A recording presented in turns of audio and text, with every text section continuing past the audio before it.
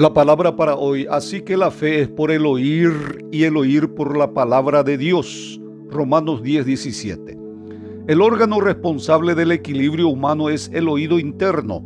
El aparato vestibular, como es llamado, controla el equilibrio estático y el equilibrio dinámico. Es interesante que en la vida espiritual una de las características más importantes que el creyente en Cristo debe desenvolver es el dominio propio. En otras palabras, el equilibrio espiritual. Y el equilibrio espiritual está relacionado con el oír. Muchos, por ignorar este principio y no oír la palabra de Dios, buscan apenas las experiencias espirituales.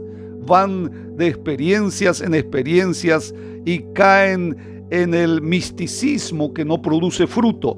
Otros corren detrás de nuevos conocimientos, se llenan de letras, de teología, sin experimentar ninguna de ellas, y se pierden en discusiones vanas, que si se pierde o no se pierde la salvación, la iglesia pasa o no pasa por la tribulación, etcétera, etcétera. Nuestro versículo de hoy nos enseña que la fe viene por el oír. Si queremos crecer espiritualmente, no solo en experiencia o intelectualmente, y tener equilibrio, tenemos que aprender a oír.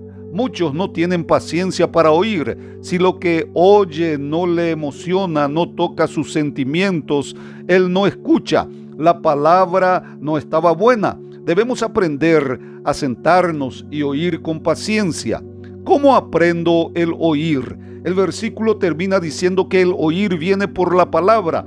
La palabra de Dios es como una alena que perfora la sordera espiritual. Cuanto más oigo la palabra con paciencia, más oídos voy a tener para aprender a oír. Seré fortalecido en mi fe, en la vida espiritual, y podré tener el control de mi vida, el equilibrio necesario, es decir, el dominio propio.